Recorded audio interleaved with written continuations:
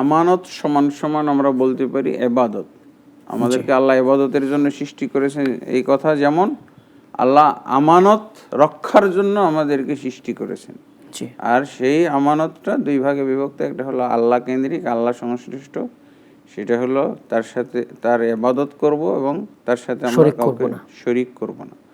আর এর জন্য যদি কেউ এর খেয়ানত করে, যারা আল্লাহর ইবাদত করে না, ইবাদতের যে আইটেমগুলো সুপরিচিত কোরআন এবং হাদিসে, এই আইটেমগুলো ফরজ, নফল ইত্যাদি, ফরজের ব্যাপারে আল্লাহ জবাবদিহি করবেন এবং এর জন্য শাস্তির ব্যবস্থা রেখেছেন এবং এর জন্য পুরস্কারের ব্যবস্থা রেখেছেন। তো আমরা এটা স্পষ্ট জানি। এবং বান্দা সংশ্লিষ্ট তা অনেক আমানত রয়েছে, এগুলোর ব্যাপারেও আল্লাহ কিয়ামতের দিন জিজ্ঞাসা করবেন।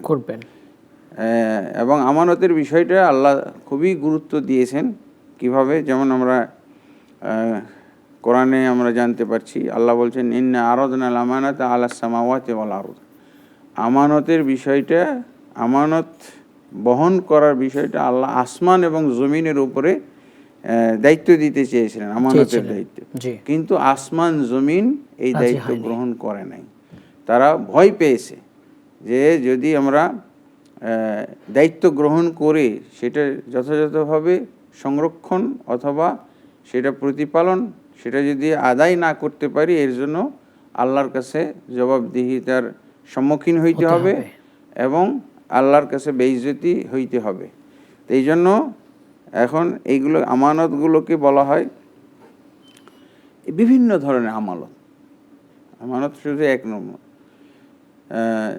তো এই আমানতগুলো বলতে কোরআন একটা আমানত।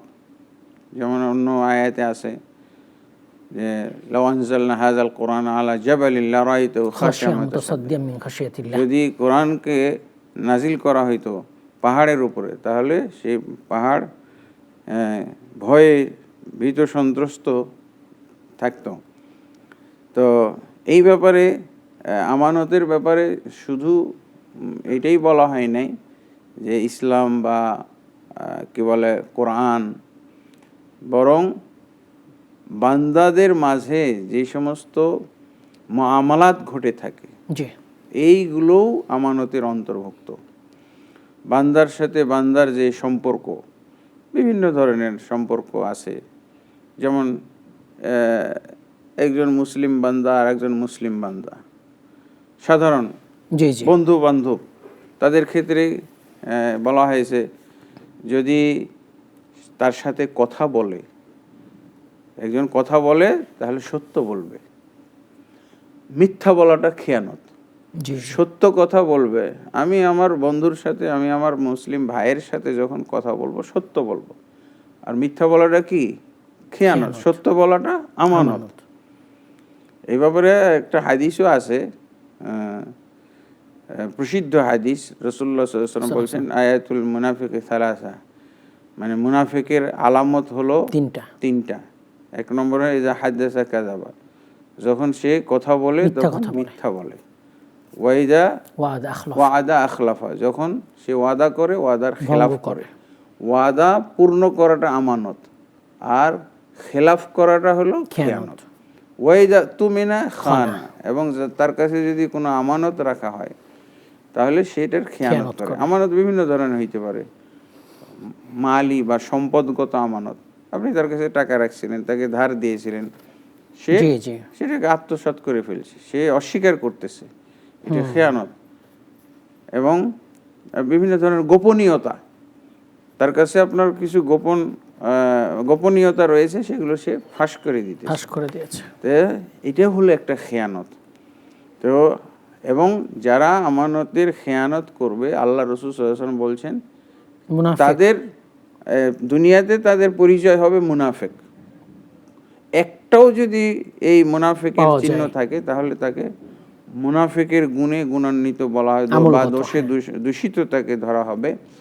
আর রাসূলুল্লাহ সাল্লাল্লাহু আলাইহি ওয়াসাল্লাম এমন ব্যক্তিদের বিরুদ্ধে তিনি অভিযোগকারী হবেন।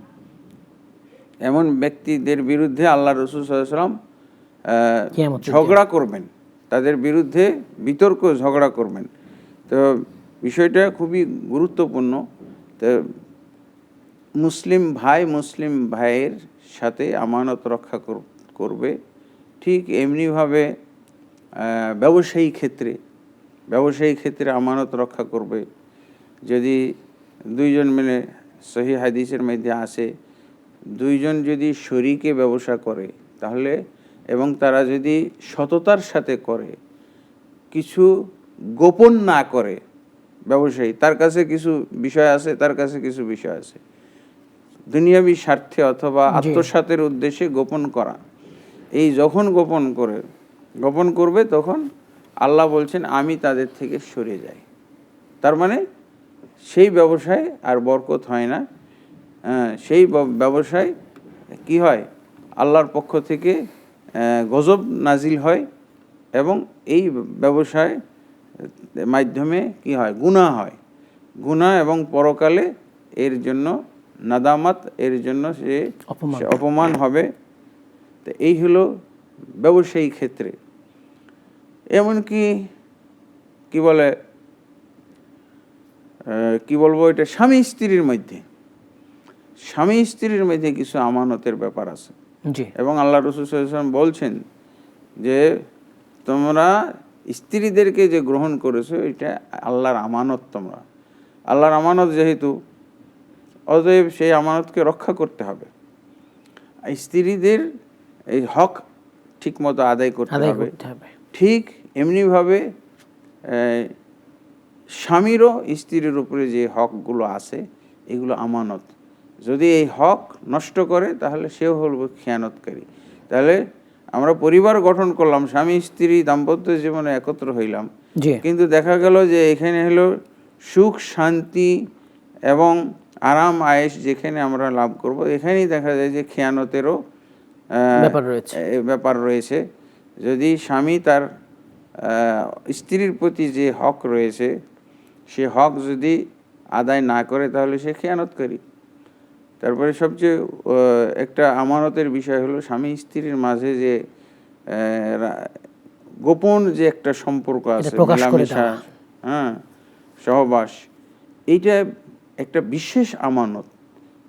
তো এইটাকে যারা খেয়ানত করে, যারা এটা দিনের বেলা প্রচার করে বন্ধু বান্ধবদের কাছে বা অন্য কারো কাছে, তো আল্লাহ তাবারক ওয়া তাআলা তাদেরকে নিকৃষ্ট মানুষ হিসেবে চিহ্নিত করেছেন, নিকৃষ্ট মানুষ বলে অভিহিত করেছেন।